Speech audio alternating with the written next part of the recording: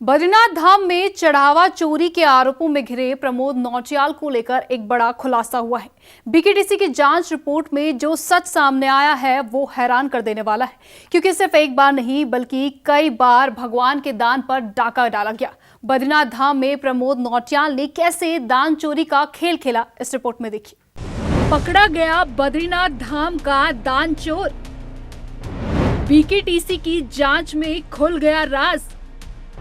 एक बार नहीं कई बार डाला दान पर डाका। गिनती की आड़ में ऐसे किया चढ़ावे पर हाथ साफ। भगवान बद्री विशाल के चढ़ावे पर वही कर्मी डाका डाल रहा था जिस पर दान की हिफाजत की जिम्मेदारी थी। भरोसे के साथ जिसे दान गिनती की जिम्मेदारी मिली थी वो बीकेटीसी कर्मी प्रमोद नौटियाल बेखौफ होकर दान चोरी कर रहा था।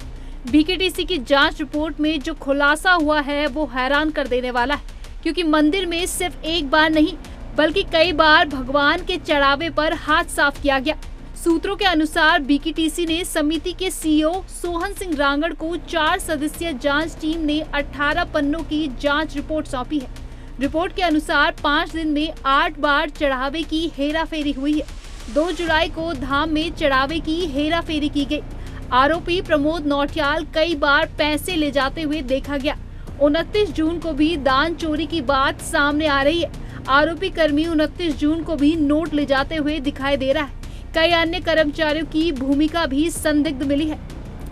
जांच समिति ने 2 जुलाई की सीसीटीवी फुटेज को अपने कब्जे में ले लिया है। वहीं बीकेटीसी की जांच में वीआईपीओ पर दान का पैसा लुटाने के आरोप भी सच साबित हो गए। जांच में 6.5 लाख की अनियमितता की पुष्टि हुई है। जांच में पाया गया है कि केदारनाथ धाम में अतिथि सत्कार के लिए सेक्शन अधिकारी की अनुमति के बिना ही मंदिर समिति के कोष से धनराशि ली गई। इस मामले में केदारनाथ धाम के तत्कालीन व्यवस्थापक अरविंद शुक्ला, मुख्य प्रभारी अधिकारी अनिल ध्यानी और तत्कालीन सीईओ विजय थपलियाल के खिलाफ कार्रवाई के निर्देश दिए गए।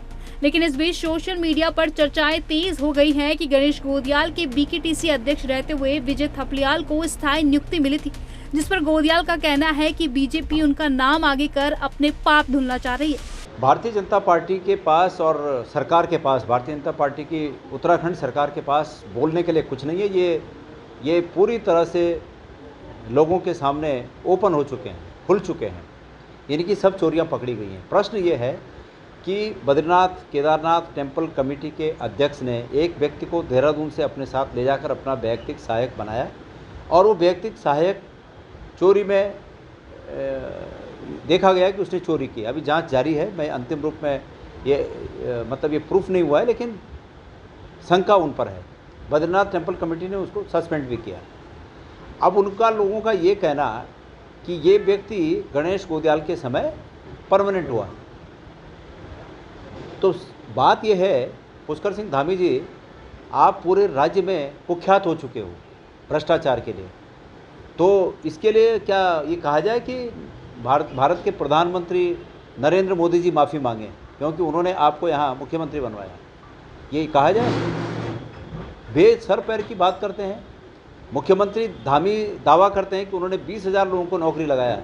अब उस 20,000 में कोई कुछ गलत कर दे तो क्या उसके लिए धामी जी को दोषी ठहराया जाए?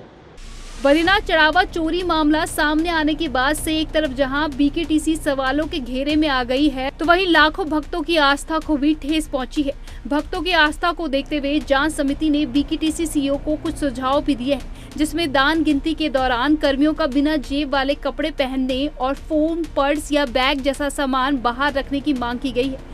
साथ ही गणना कक्ष में हाई रेजोल्यूशन के और भी कैमरे लगाने का सुझाव दिया गया है। एक तरफ बीकेटीसी ने जांच रिपोर्ट सौंप दी है, उधर 16 जुलाई को बीकेटीसी के निलंबित कर्मी प्रमोद नौटियाल की याचिका पर भी सुनवाई होनी है।